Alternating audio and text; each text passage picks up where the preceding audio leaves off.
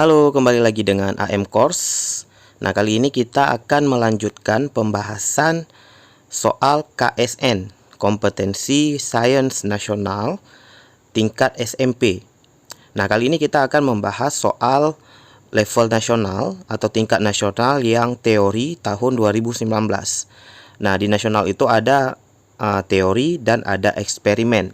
Nah, kali ini kita akan membahas soal nasional bagian yang fisika. Nah, bagian fisika itu nanti ada pilihan ganda dengan esai. Pilihan gandanya ada dari nomor 16 sampai nomor 30 ya. Jadi ada 15 nomor pilihan ganda. Kemudian yang esainya nanti ada 5 nomor ya. Oke, kita mulai dari soal nomor 16. Seseorang menggeser sebuah balok pada sebuah bidang datar dengan gaya konstan 2 Newton sejajar bidang. Nah, kita gambar dulu. Jadi ada balok ditarik ya dengan gaya konstan sejajar bidang, gayanya 2 Newton. Oke. Kemudian kita baca lagi. Kecepatan balok berubah dari 1 meter per second menjadi 9 meter per second dalam 2 detik. Nah, jadi ada kecepatan awal V1 ya 1 meter per second, kemudian ada V2 nya 9 meter per second, dan ada delta T nya 2 second ya, delta T atau T nya itu 2 second.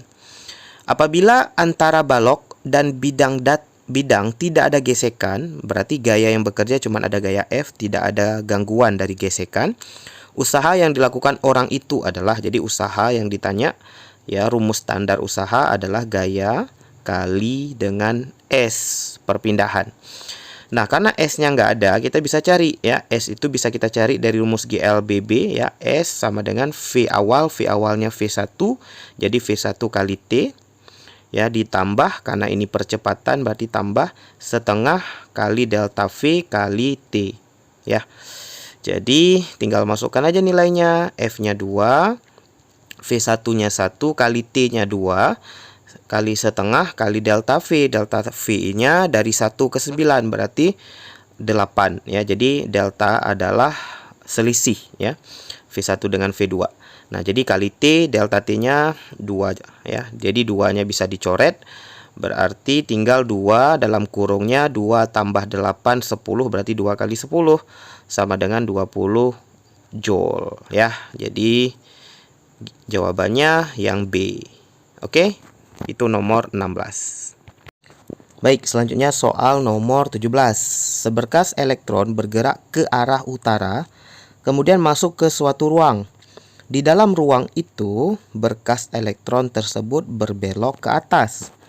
Ini menunjukkan bahwa dalam ruang tersebut terdapat A. medan magnetik ke arah timur, B. medan listrik ke arah selatan, C. medan magnetik ke arah utara, dan D. medan listrik ke barat. Nah, untuk soal seperti ini kita harus buktikan satu persatu sampai dapat jawabannya ya. Karena ada 2 kaitannya, ke medan listrik dan medan magnet. Oke, kalau medan magnet nanti kaitannya ke gaya Lorentz, kalau medan listrik kaitannya ke gaya Coulomb. Nah, di sini elektron soalnya. Jadi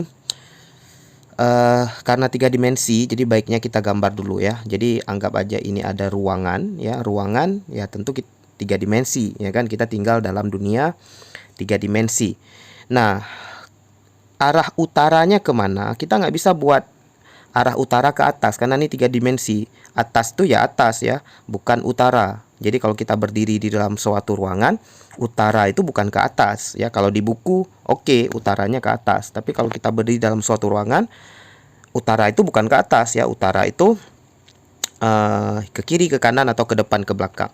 Nah, untuk ruangan ini kita anggap ya, ini arah mata anginnya, kita anggap baratnya di kiri ya, utaranya ke depan sana, timurnya ke kanan, kemudian selatannya ke belakang ini ya.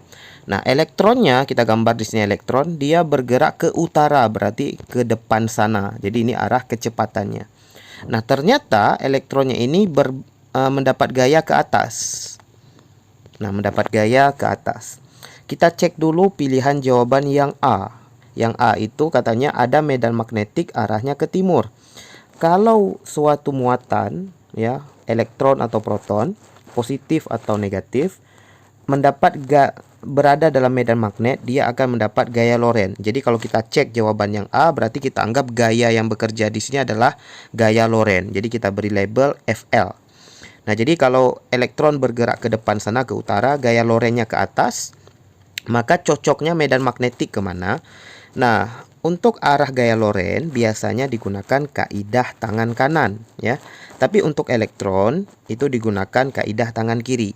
Nah, berdasarkan kaidah tangan kiri, dengan mudah kita akan dapatkan sebenarnya arah medan magnet, ya, itu ke kanan, ya, atau ke arah timur. Jadi kaidah tangan kanan itu kita pakai jempol, telunjuk dengan jari tengah, itu semuanya harus tegak lurus.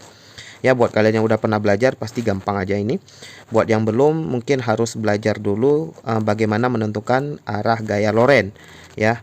Boleh cek di video AM course tentang induksi magnet. Nanti di situ dijelaskan bagaimana menentukan arah gaya Lorentz untuk positif dan negatif, ya. Silahkan cek, atau boleh juga di video-video yang lain, atau silahkan hubungi guru terdekat, ya.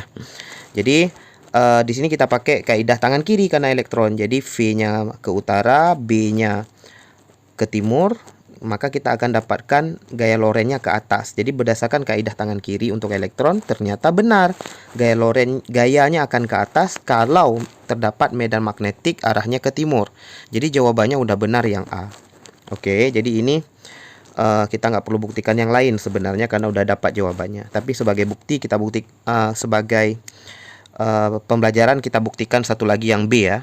Jadi kalau kita buktikan yang B, medan listrik ke selatan. Nah, kita anggap di sini ada elektron tadi. Nah, untuk medan listrik kita nggak perlu informasi kecepatan pun, ya. Jadi kalau untuk menentukan arah gaya listrik itu mau dia bergerak mau dia nggak bergerak, itu gaya listrik tetap bisa kita gunakan. Nah, dalam soal katanya ada medan listrik arahnya ke selatan. Jadi kita gambar yang hijau ini adalah medan listrik arahnya ke belakang sini, ke selatan. Nah, kita tahu medan listrik itu lambangnya E, ya. Nah, medan listrik itu dia dari positif ke negatif, ya kan? Jadi kalau ada medan listrik dari arah medan listrik ke selatan, itu sama seperti seakan-akan di utara ada positif, di selatan ada negatif, sehingga ada medan listrik arahnya ke selatan. Nah, sekarang elektron kita itu berada di antara muatan positif dan negatif, maka kita tinggal pakai konsep gaya Coulomb, ya, muatan sejenis tolak menolak, muatan tak sejenis tarik menarik. Nah, sehingga elektron kita sekarang tentu akan mendapatkan gaya menuju ke muatan positif karena ditarik oleh positif tapi ditolak oleh negatif. Jadi gayanya akan berarah ke utara nih. Jadi gayanya akan berarah ke utara kalau elektron kita berada dalam medan listrik yang arahnya ke selatan, ya. Jadi kita ulang, ya. Jadi kalau ada elektron tadi, ya, kita ulang gambarnya. Jadi ada elektron tadi, dia berada dalam medan listrik yang arahnya ke selatan. Artinya apa? Medan listrik itu keluar dari positif menuju ke negatif. Jadi kalau ada medan listrik arahnya ke selatan, seakan-akan di utara ada positif, ya, di selatan ada negatif. Nah, sehingga muatan negatif dengan negatif saling tolak menolak, negatif dengan positif saling tarik menarik.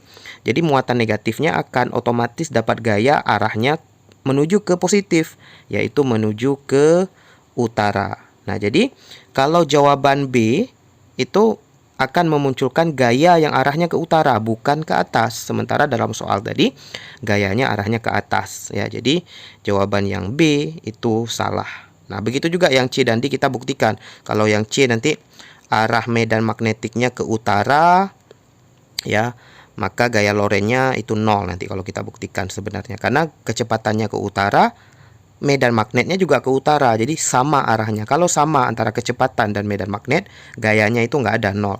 Medan listriknya ke barat. Nah, ini sama cara buktikan yang D. Ya, jadi kalau ada elektron, medan listriknya ke barat. Berarti di kanan, di timur ada positif. Berarti elektronnya akan dapat gaya ke barat malah, ya. Oke, begitu. Jadi jawabannya udah betul yang A. Nah, tadi kita pakai kaidah tangan kiri, ya. Jadi kita tulis di sini, ya, untuk catatan kalian. Jadi V itu kita pakai arah jempol. Jadi kaidah tangan kiri itu jempol, jari telunjuk dan jari tengah itu dibuat saling tegak lurus semuanya. Jadi seperti gambar yang ada V-nya ke sana, ya B-nya ke kanan, F-nya ke atas. Jadi jempolnya ke depan, kemudian jari telunjuknya itu ke kanan, ya B itu arah jari telunjuk. Kemudian kalian buat arah jari tengahnya ke atas. Nah, coba buat pakai tangan kiri, itu pasti bisa. Sementara kalau kita pakai tangan kanan, ini pakai tangan kiri ya. Kalau kalian pakai tangan kanan, ini nggak akan bisa F-nya ke atas ya. Kalau coba V-nya ke depan, B jari telunjuknya ke kanan ya, F-nya pasti dapatnya ke bawah bukan ke atas. Tapi kalau kalian pakai tangan kiri, ini bisa F-nya dapat ke atas dengan mengikuti arah-arah ini. Oke, gitu aja untuk nomor 17. Oke, selanjutnya nomor 18. Sebuah benda diletakkan 50 cm di depan lensa konvergen.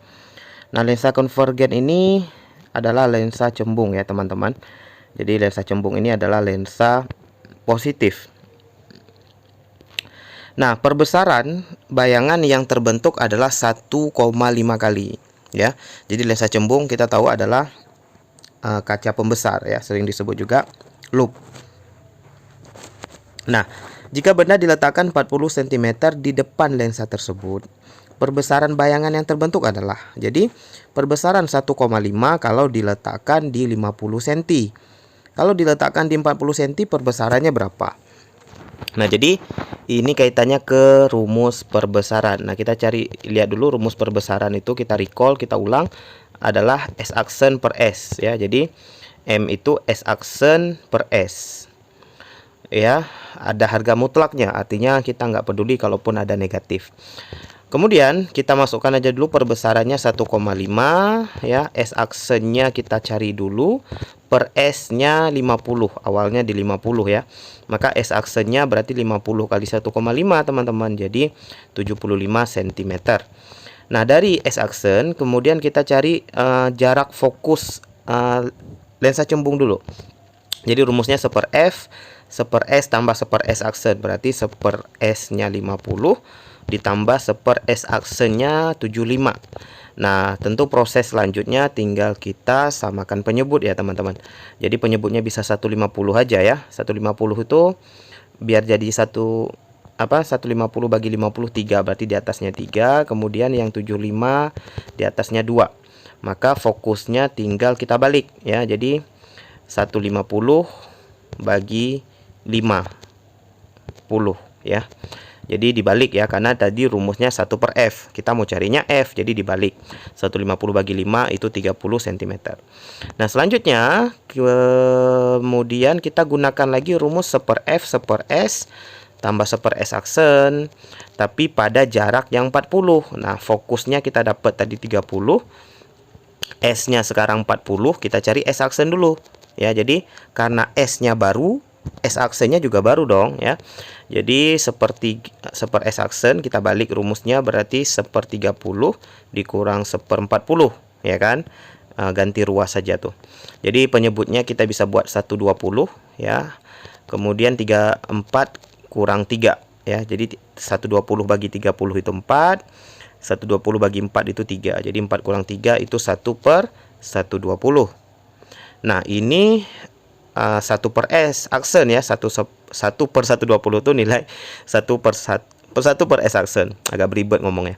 Kemudian berarti S aksennya kita bolak-balik aja, 120 bagi 1 berarti tetap 120 cm.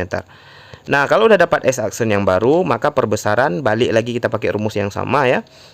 S aksen per S berarti 120 bagi 40 ya, jangan pakai 50 lagi, kan 40 tadi S-nya. Maka hasilnya 3 kalau kita bagi 3 kali ya. Jadi perbesaran yang baru ketika jaraknya 40 cm adalah 3 kali lipat ya. Jadi soal ini selesai dengan cara kita gunakan dua rumus ini, rumus perbesaran dan rumus jarak fokus. Cuman kita gunakan 2 kali karena ada 2 keadaan. Oke, gitu aja teman-teman. Oke, selanjutnya soal nomor 19. Sebuah bola plastik dilontarkan secara vertikal ke atas dari permukaan tanah. Selama bergerak, bola mengalami gaya gesek yang besarnya konstan. Selang waktu sejak batu dilontarkan sampai titik tertinggi adalah T1. Ya, kita gambar dulu lah ya. Jadi awalnya bendanya naik Ya, waktu naik itu awalnya dari bawah naik ke atas, katakanlah kecepatannya V. Ya, kemudian tentu ada gaya berat ke bawah, nilainya mg, kemudian ada gaya gesek ke bawah. Ya, nilainya kita buat Fg saja. Nah, kita tahu gaya berat pasti ke bawah, sementara G gesek arahnya berlawanan dengan gerak benda. Karena bendanya naik, G geseknya ke bawah. Nah, untuk sampai ke atas katanya, ya, untuk sampai ke atas dia membutuhkan waktu T1. Ya. Kemudian kita baca lagi soalnya. Dan selang waktu bola untuk bergerak turun dari titik tertinggi ke permukaan tanah adalah T2. Pernyataan berikut yang benar. T1 dengan T2 itu yang mana yang lebih besar ya. Oke, jadi saat turun itu dari atas dia turun ke bawah ya. Kita tahu gaya berat pasti ke bawah, mg. Kemudian gaya geseknya sekarang arahnya ke atas karena bendanya turun, jadi gaya geseknya ke atas. Nah, untuk sampai ke bawah katanya nilainya T2. Nah, sekarang pertanyaannya T1 dengan T2 apakah ada yang lebih besar atau mungkin sama aja? Nah, nilainya kalau kita bilang ini T2 lebih besar dari T1. Kenapa gitu?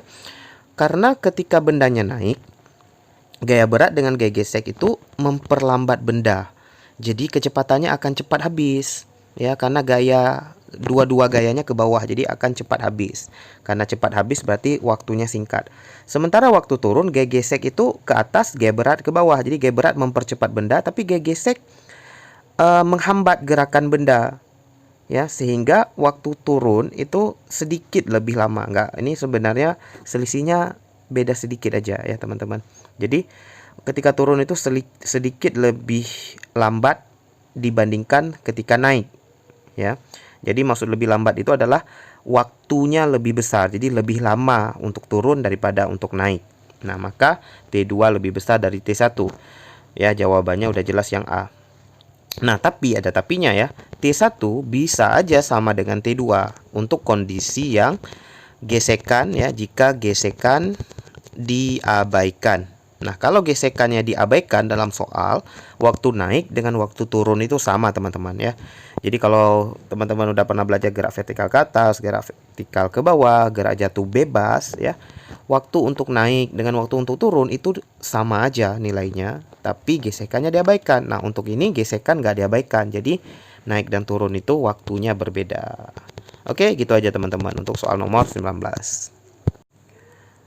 Oke, soal selanjutnya nomor 20. Sebuah mobil bermasa 1 ton bergerak dipercepat di tempat datar yang kasar dengan gaya gesek 15 Newton. Jika dalam waktu 2 menit perubahan kecepatannya 24 meter per second, maka gaya dorong mesin adalah. Oke, kita gambar dulu ya. Ini ada mobil ya.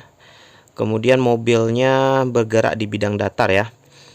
Terus dia bergerak, anggap aja geraknya ke kanan dengan perubahan kecepatan delta V-nya 24 meter per second.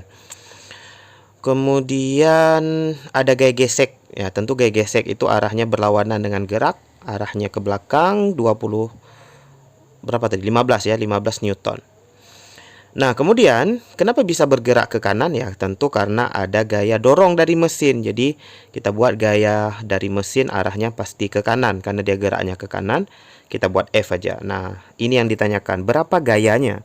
Sehingga mobil bisa aja punya kecepatan 24 meter per second dalam 2 menit ya, walaupun ada gaya gesek 15 ke belakang. Ya udah, masanya tadi informasi yang lain adalah massa 1 ton. 1 ton itu artinya 1000 kg. Kemudian ada waktunya 2 menit, berarti delta T-nya 120 second ya. 2 menit itu kita ubah ke second ya, jadi 120 second. Nah, kita pakai hukum 2 Newton, sigma F M kali A. Sigma F-nya F kurang gaya gesek ya, ke kanan kurang ke kiri, sama dengan M kali A, berarti M kali A-nya nggak ada ya. Jadi A-nya kita bisa cari dari delta V per delta T, teman-teman. Ya, masukkan aja angka yang ada. F kurang 15, 1000 kali 24 bagi 120. Nah, nolnya coret aja 1 ya, 120 dengan 1000. Kemudian 12 dengan 24 ini bisa jadi coret, sisanya 2. Nah, jadi berarti F sama dengan 100 kali 2 jadi 200 ya. Kemudian min 15 bawa sebelah kanan jadi plus 15. Maka nilainya jadi 215 Newton. Jadi jawabannya udah jelas yang Charlie, yang C. Oke, gitu aja teman-teman. Baik, selanjutnya soal nomor 21. Balok besi berongga mengapung di air dengan 0,8 bagiannya terendam.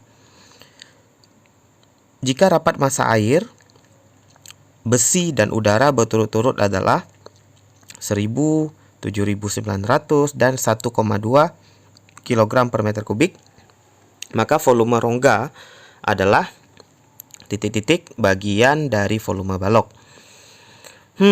Oke, ini soal yang menarik ya. Jadi balok besi tapi berongga. Jadi berongga itu artinya di dalamnya kosong. Dia berisi udara, bisa ngapung. Nah, kita tahu besi itu harusnya dia tenggelam dalam air, tapi bisa ngapung karena dia berisi udara berongga. Jadi anggap aja ini permukaan air, terus ada balok besi berongga.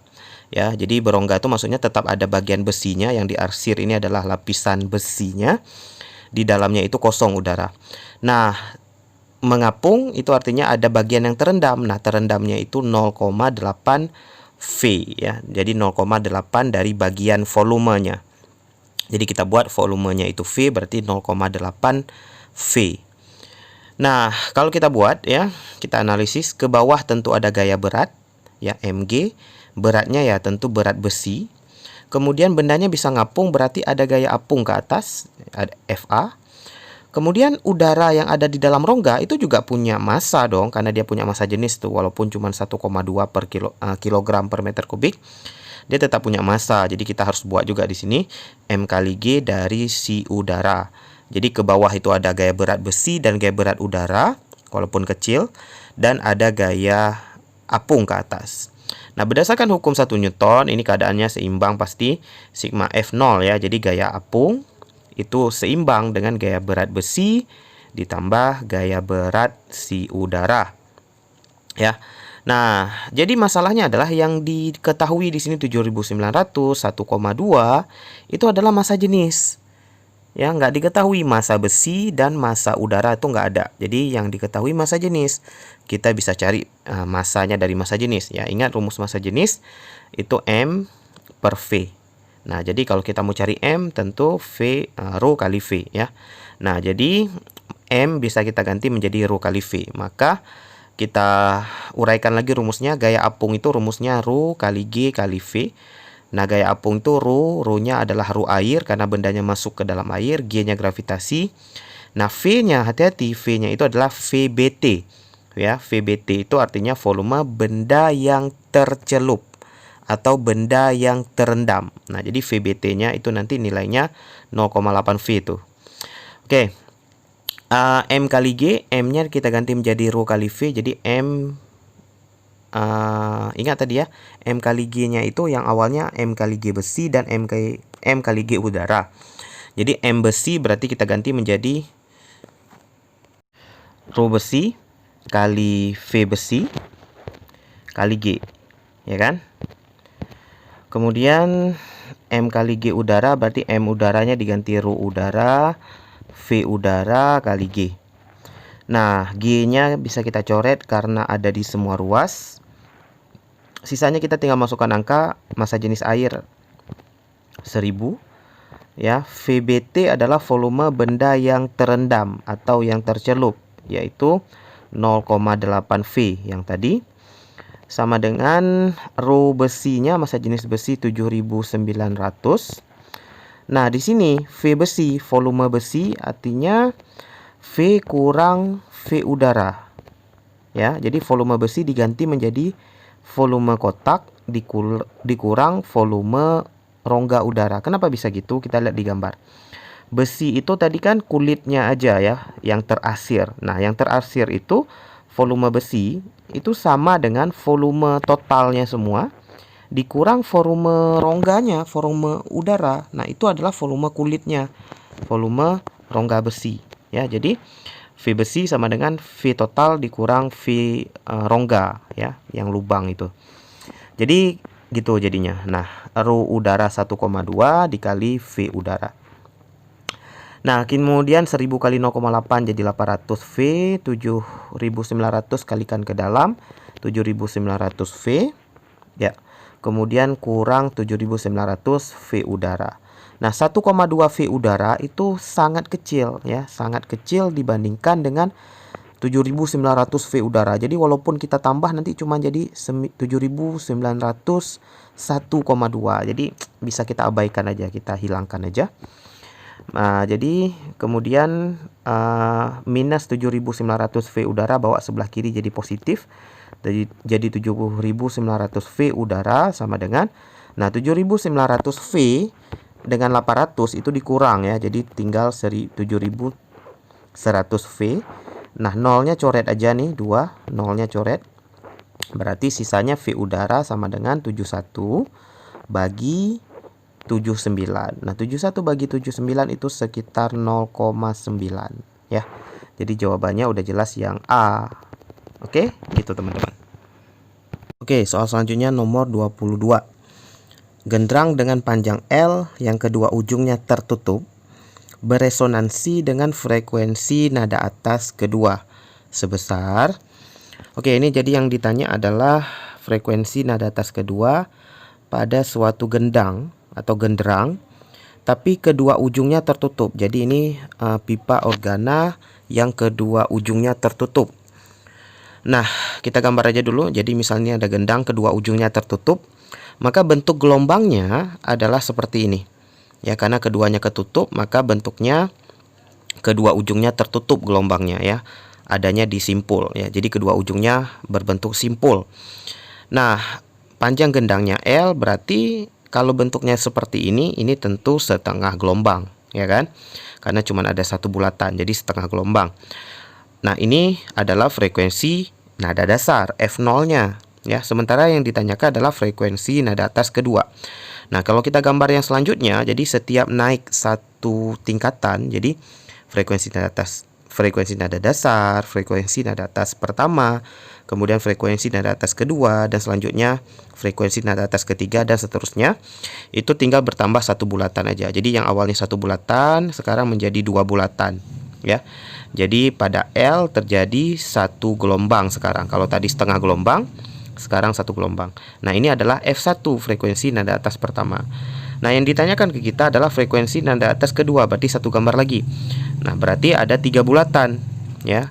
Nah, 3 bulatan ini berarti terjadi 3/2 gelombang atau 1,5 gelombang. Nah, ya udah, ini F2 ya, frekuensi nada atas kedua.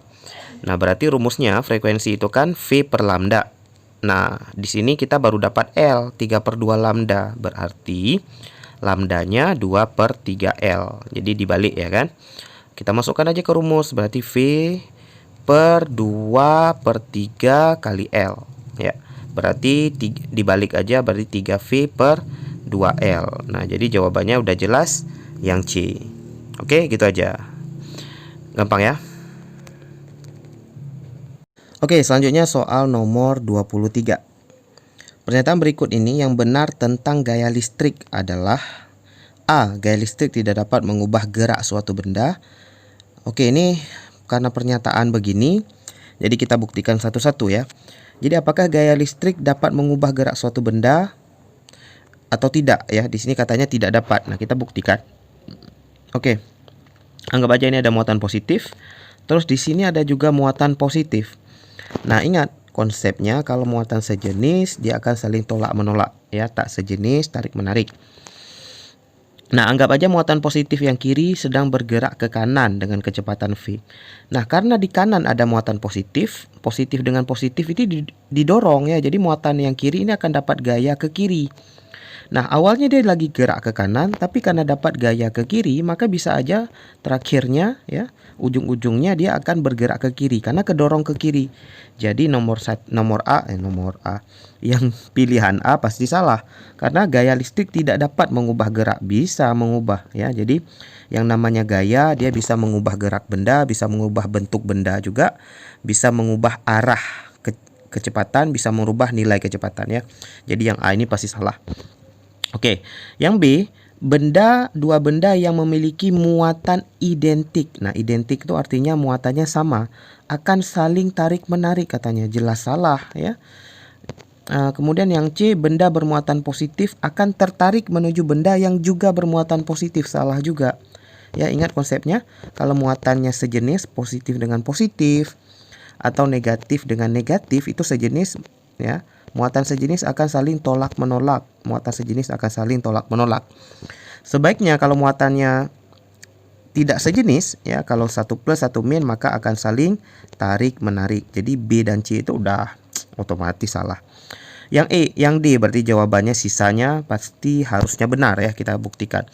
Partikel kecil bermuatan negatif dapat melayang di atas suatu permukaan yang bermuatan negatif. Nah, ini benar ya. Karena negatif-negatif saling tolak. Nah, kita anggap ini muatan kecil negatif, di bawahnya juga ada negatif ya. Maka muatan yang atas itu akan dapat gaya ke atas, saling tolak-menolak ya. Nah, sehingga dia bisa melayang. Nah, syarat melayang itu ya tentu muatan ini punya beratnya mg. Jadi dia bisa aja melayang ya kalau F-nya sama dengan mg. Jadi gaya ke atasnya itu sama dengan gaya berat. Nah, dia akan melayang di sini ya. Jadi partikel kecil negatif itu bisa melayang di atas permukaan yang bermuatan negatif, karena ini konsepnya. Jadi gayanya ke atas, gaya berat ke bawah. Jadi melayang itu kalau ada gaya yang bisa melawan gaya berat. Nah, dalam kasus ini gaya listrik akan melawan gaya berat sehingga bendanya bisa melayang ya. Jadi sudah benar jawabannya yang delta atau yang D. Oke, gitu aja teman-teman. Oke, udah nomor 24 nih teman-teman. Jadi buat yang belum like, tekan dulu like-nya sebagai bukti kalian mendukung channel ini ya, biar Mimin tetap semangat mengupload video-video selanjutnya. Nah, buat kalian yang belum subscribe juga jangan lupa subscribe ya. Nggak berat kok, cuma tinggal tekan tombol aja. Dan jangan lupa aktifkan loncengnya kalau kalian nggak mau ketinggalan postingan-postingan AM Course selanjutnya. Oke. Nomor 24, sebuah kawat berbentuk lingkaran dihubungkan dengan ampermeter. Di tengah lingkaran diletakkan sebuah magnet permanen berbentuk silinder. Ampermeter tidak mendeteksi arus jika apa? Oke, ini tentang induksi elektromagnetik ya. Jadi arus listrik itu bisa muncul kalau ada perubahan medan magnet. Jadi kita gambar dulu lah. Anggap aja ini ampermeter ya. Ampermeternya dipasang pada kawat melingkar, kemudian ada magnet. Magnetnya berbentuk silinder, berarti dia bentuk tabung ya. Oke lah. Ada utara, ada selatan ya. Biasanya kan kalau magnet itu bentuknya batang ya, tapi ini bentuknya silinder, nggak apa-apa. Ini ada utara, anggap aja yang kanan kutub utara, berarti yang kiri kutub selatan, nggak perlu digambar lah. Nah, di sini konsepnya simpelnya gini. Jadi I itu arus ya, arus listrik itu akan muncul jika ya ada gerakan relatif antara magnet dengan kawat. Jadi gerakan relatif itu maksudnya boleh kawat yang bergerak, boleh magnet yang bergerak. Tapi gerakan ini kita rincikan dulu ya. Maksud gerakan itu yang gimana? Maksud gerakan itu harus berubah posisi. Jadi nggak cuma gerak-gerak ya, gerak tapi berubah posisi. Nah, misalnya yang A, kita buktikan yang A. Apakah muncul listriknya atau enggak?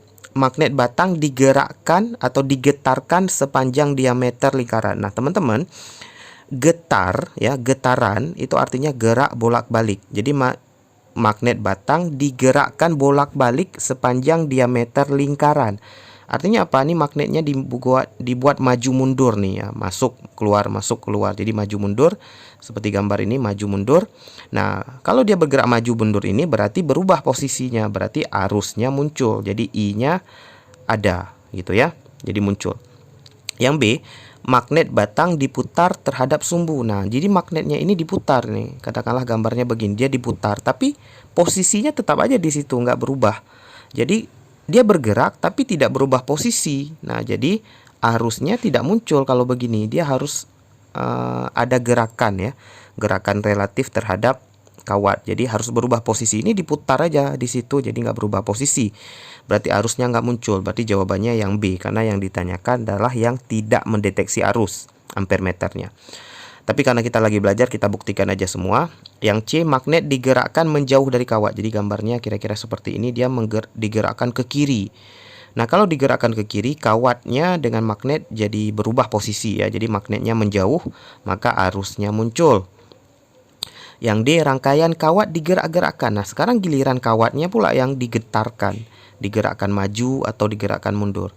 Magnetnya diam aja. Nah, ini juga arusnya muncul karena berubah posisi. Jadi jawabannya yang nggak muncul arus itu yang B ya. Oke, gitu aja teman-teman. Untuk nomor 24. Oke, nomor 25.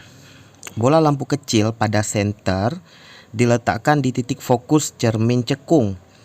Hal ini dimaksudkan agar sinar yang dipantulkan bagaimana ya. Jadi ini misalnya ada senter, kemudian ada cermin cekung ya, yang biasanya ada di senter tuh.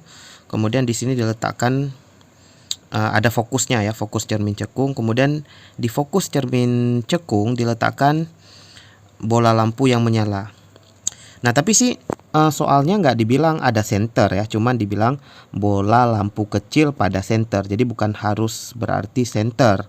Cuman ini udahlah kita gambar senter. Dia pokoknya kasusnya bola diletakkan di fokus cermin cekung. Nah, apa tujuannya? Nah, ada 3 sifat sinar istimewa ya. Kalau sinar yang datang sejajar begini ya, kalau dia datang sejajar pada sumbu utama dan pas kena titik pusat cermin, dia akan dibalikkan sebenarnya. Nah, tapi kalau dia datang dari titik fokus begini, dia akan dipantulkan sejajar. Jadi kalau sinar datang dari titik fokus, dia akan dipantulkan sejajar. Datang dari titik fokus, dipantulkan sejajar. Nah, jadi kalau bola diletakkan di titik fokus, kita akan mendapatkan sinar pantul yang sejajar ya. Nah, sejajar sehingga sinarnya bisa sampai ke tempat yang jauh. Jadi jawabannya udah jelas yang B sebenarnya. Jadi tujuan diletakkan bola lampu di fokus itu kalau dia mau mendapatkan sinar yang sejajar ya. Tapi kalau dia lampu senter ya, coba kalau lampu senter tuh lampunya diletakkan di tengah-tengah ini ya. Jadi senternya. Nah, ini tujuannya untuk apa? Kalau lampu diletakkan di tengah-tengah ini agar sinar yang datang ini dipantulkannya kemari, kalau sinar yang ke sini dipantulkannya ke sana. Jadi sinar yang diperoleh nantinya itu adalah menyebar seperti ini. Ya, jadi sinarnya akan menyebar seperti ini.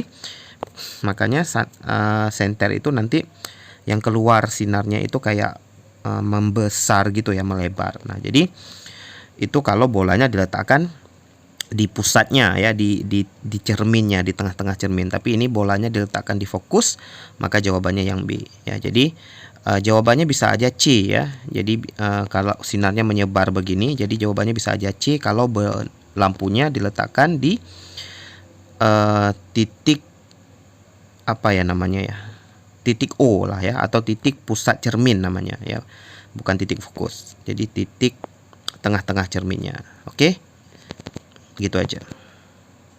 Oke, selanjutnya kita bahas soal nomor 26. Jika kecepatan rambat bunyi di udara, air, tembok, dan batang logam secara berurutan adalah VU, VA, VT, dan VL ya, batang logam, maka yang mana yang paling besar? Nah, di sini yang ditanyakan adalah kecepatan rambat bunyi ya di udara, air, dan tembok, yang mana yang paling besar atau yang paling kecil, disuruh urutkan. Nah, konsepnya gini ya teman-teman. Kecepatan bunyi itu akan makin besar jika mediumnya semakin padat ya.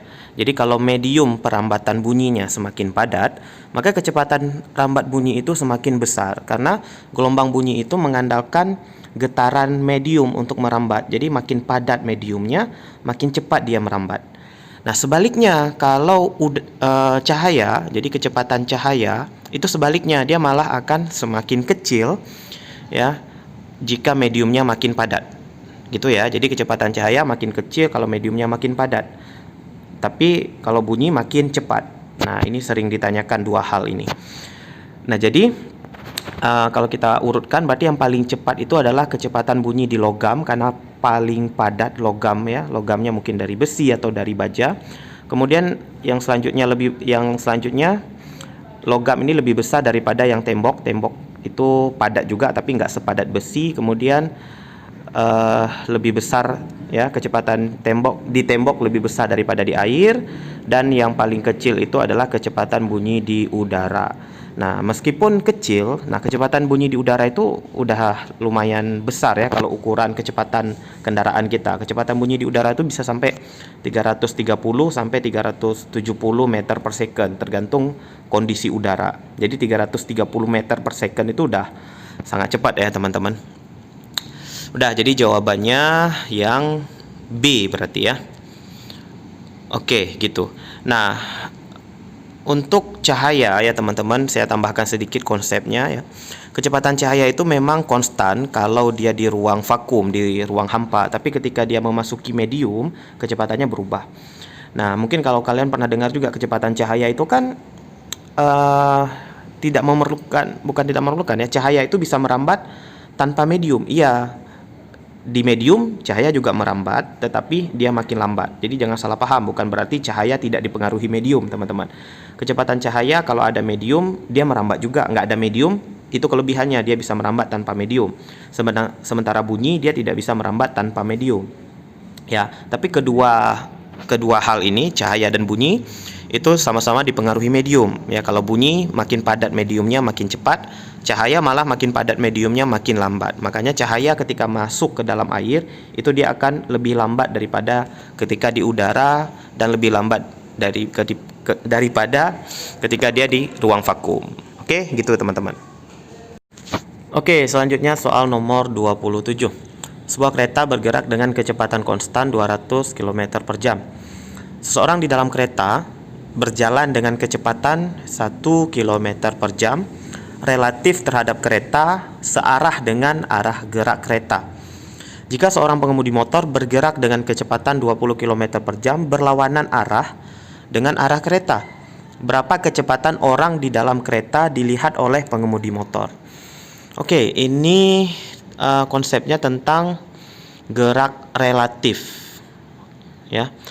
Nah, kita gambarkan dulu keadaannya. Ini anggap aja ada kereta api ya. Kereta api bergerak ke kanan, misalnya ke kanan, nggak dibilang arahnya kemana, kita anggap aja ke kanan, 200 km per jam. Nah, ini adalah kecepatan kereta, VK. Kemudian dalam kereta api ada orang.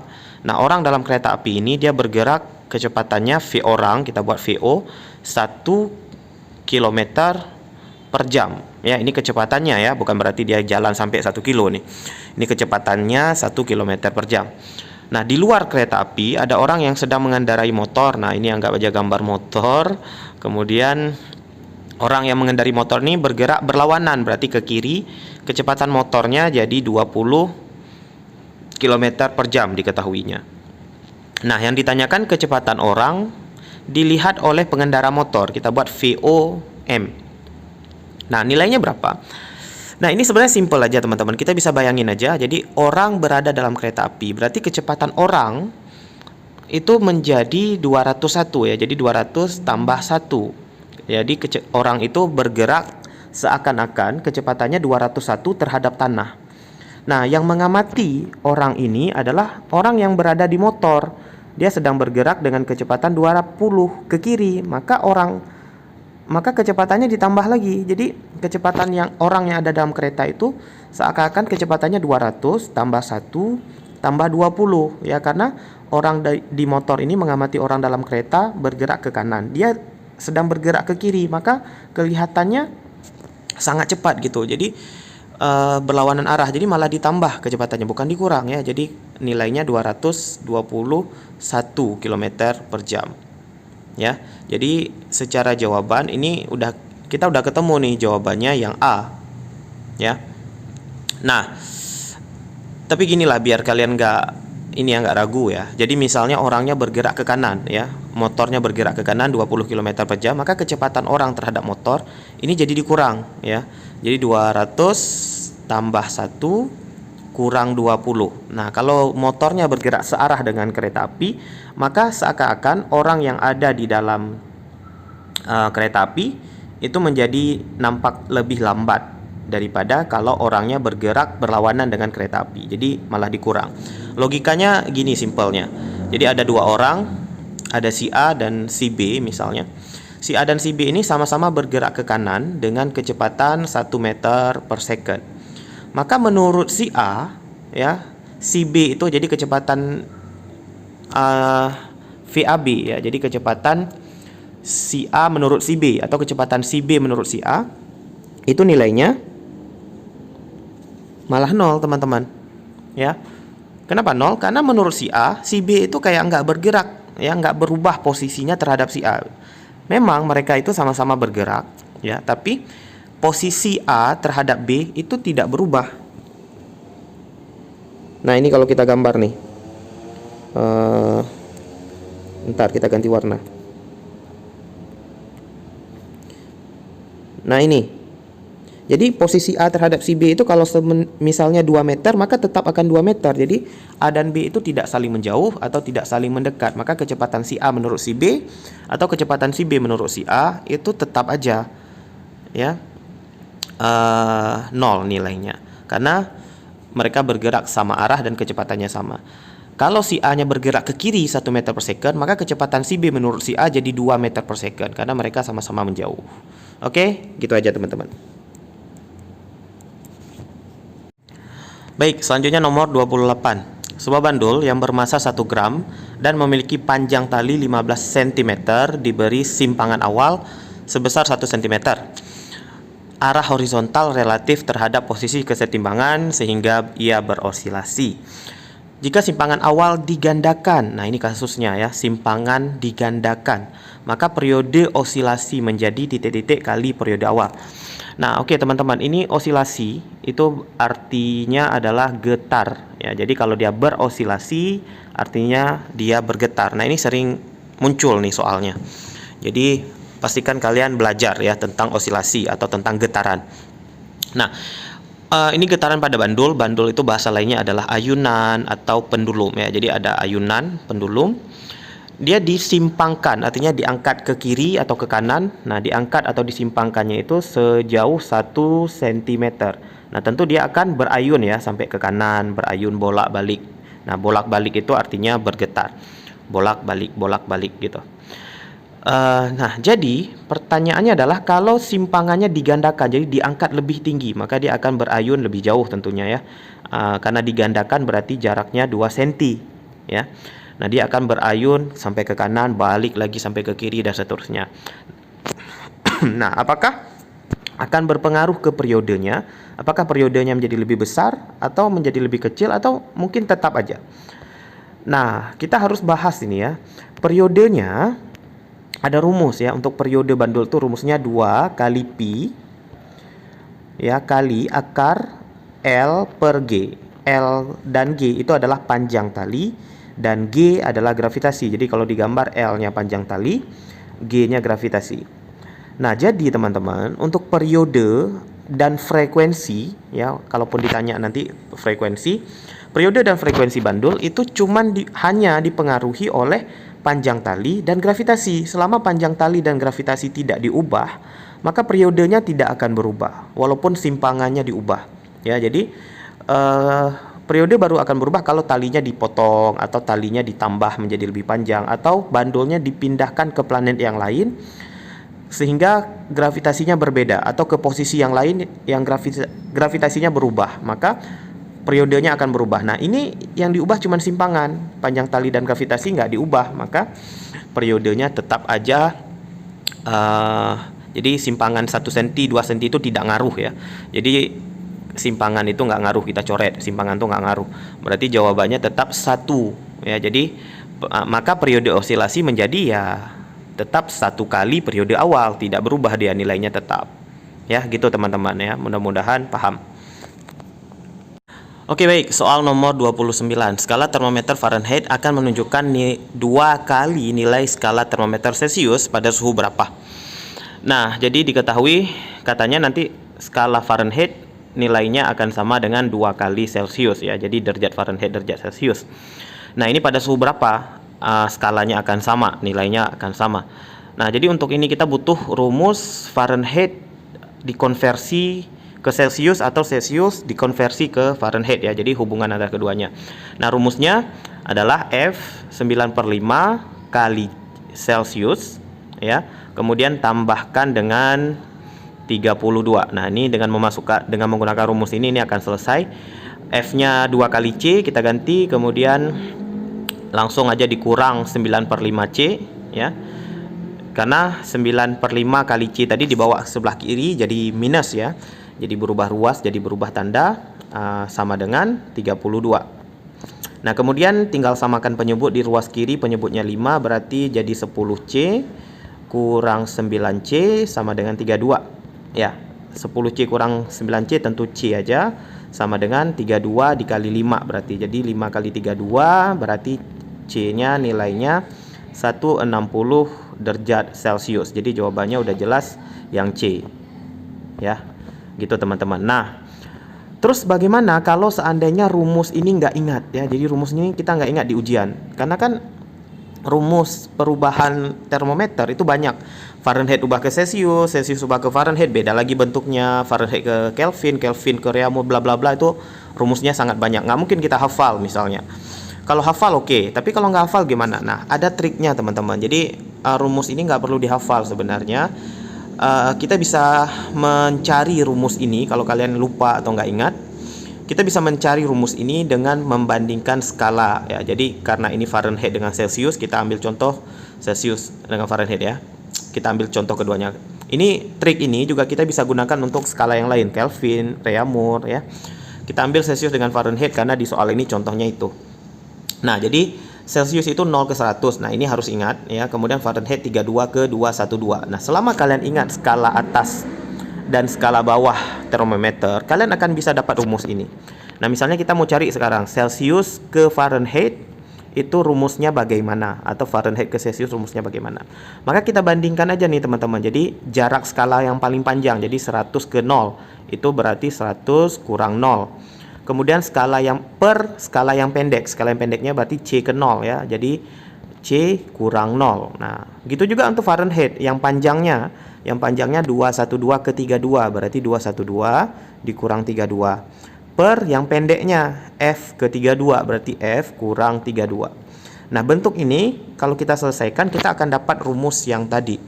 Jadi 100 kurang 0 tentu 100, C kurang 0 tentu C, sama dengan 212 kurang 32 itu 180, per F kurang 32 nya tetap. Nah, kemudian 100 dengan 180 itu kita bisa bagi aja. 0 nya kita coret, berarti tinggal 10 dengan 18 ya. Berarti 10 dengan 18 kita bagi 2, berarti 5 dengan 9. Nah, jadi sisanya 5 per 9 ya, sama dengan C per F kurang 32 ya kan. Ini kan ganti ruas saja, C dengan 9 itu pindah ruas. Nah, sehingga kalau kita selesaikan maka 5 per 9 F kurang 32 kita bawa ke sebelah kiri, jadi 5 per 9 kali F kurang 32 sama dengan C. Nah, ini kalau kita mau ubah Fahrenheit ke Celsius. Atau sebaliknya, kalau kita mau cari Fahrenheit berarti 9 per 5 kali C tambah 32. Nah, ini rumus ini sama dengan rumus yang tadi teman-teman. Nah, jadi rumus ini sebenarnya kalau nggak dihafal nggak apa-apa, tapi kita bisa cari dari perbandingan skala ya. Gitu juga kalau kita mau membandingkan dengan Reaumur atau dengan Kelvin, caranya sama. Jadi skala panjang per skala pendek sama dengan skala panjang per skala pendek. Nah, ini adalah rumus perbandingan termometer. Oke, jadi kita bisa dapat semua rumus perubahan skala termometer ya dengan trik ini. Oke, gitu teman-teman. Semoga bermanfaat. Oke, baik. Selanjutnya kita bahas nomor 30 ya. Perhatikan gambar berikut ini. Angka-angka yang tertulis pada balok menunjukkan massa tiap balok dalam satuan kilogram. Balok 5 kg berada 2,5 meter dari titik tumpu. Nah, jadi kalau kita gambar yang 5 kg ini itu jaraknya 2,5 meter ya dari titik tumpu. Maka agar sistem seimbang katanya, balok M harus bermassa berapa kilo dan berada berapa meter dari titik tumpu ya. Oke, jadi yang ditanyakan M ini dan jaraknya dari titik tumpu. Kita buat lambangnya X saja ya. Jadi ditanyanya M dengan X. Nah, kita lihat benda yang 2 kg yang digantung di sebelah kiri itu nanti akan menarik tali. Nah, talinya akan ketarik ke kiri gitu. Nah, kemudian tali ini akan menarik benda yang 5 kg. Ya, tali itu tentu ada tegangan tali ya. Nah, intinya apa?